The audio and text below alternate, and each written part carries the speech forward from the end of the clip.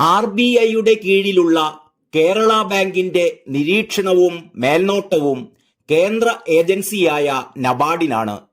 കേരള ബാങ്കിന്റെ വലിയൊരു കള്ളത്തരമാണ് നബാർഡ് ഇപ്പോൾ പൊളിച്ചടുക്കിയിരിക്കുന്നത്.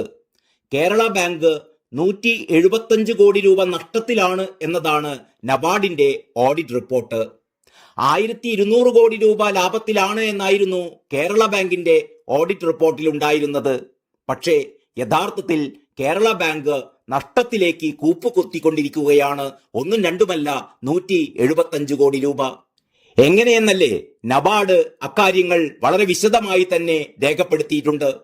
തകർച്ചയിൽപ്പെട്ട കരുവന്നൂർ, കണ്ടല, പുൽപ്പള്ളി സഹകരണ സംഘങ്ങൾക്ക് കേരള ബാങ്ക് നൽകിയതും കിട്ടാക്കടവുമായി കിടക്കുന്ന 140 കോടി രൂപ ഉൾപ്പെടെ 1160 കോടി രൂപ ആസ്തിയായി പരിഗണിച്ച് ലാഭപട്ടികയിലാണ് കേരള ബാങ്ക് ഉൾപ്പെടുത്തിയിരുന്നത്. നബാർഡ് ഈ തുക ചെലവിനങ്ങളിലേക്ക് മാറ്റി. ദീർഘനാളായി തിരികെ കിട്ടാതെ കിടക്കുന്നതാണ് ഈ 1160 കോടി രൂപ. ഇത് ഉൾപ്പെടുത്തിയാണ് കേരള ബാങ്ക് ലാഭം കാണിച്ചത്. ഇങ്ങനെയുള്ള കിട്ടാക്കടം ചെലവിനത്തിലേക്ക് മാറ്റണം എന്നതാണ് വ്യവസ്ഥ. ആ വ്യവസ്ഥ തെറ്റിച്ചുകൊണ്ടായിരുന്നു സ്വയം ഉണ്ടാക്കിയ കടബാധ്യതകൾ കേരള ബാങ്ക് ആസ്തിയായി ഓഡിറ്റ് റിപ്പോർട്ടിൽ കാണിച്ചിരുന്നത്.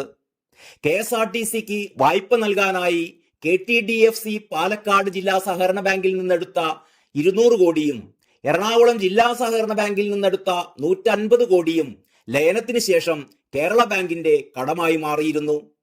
പിഴപ്പലിശ ഉൾപ്പെടെ ഇതിപ്പോൾ 504 കോടിയായി പെരുകിയിരിക്കുകയാണ്. നെല്ല് സംഭരണത്തിനായി സംസ്ഥാന സർക്കാർ കേരള ബാങ്കിൽ നിന്നെടുത്ത 514 കോടിയും തിരിച്ചടച്ചിട്ടില്ല.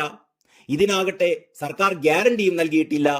ഇതെല്ലാം ഉൾപ്പെടുത്തിയാണ് 1160 കോടി രൂപ ആസ്തിയായി കാണിച്ചത്. കേരള ബാങ്കിന്റെ കീഴിലുള്ള ജില്ലാ ബാങ്കുകളിലും നബാർഡ് ഓഡിറ്റ് നടത്തിയിരുന്നു. അവിടെയും കിട്ടാക്കടവും മൂല്യനിർണയത്തിലെ പാളിച്ചകളും കണ്ടെത്തിയിട്ടുണ്ട്. News desk Kalakaumudi.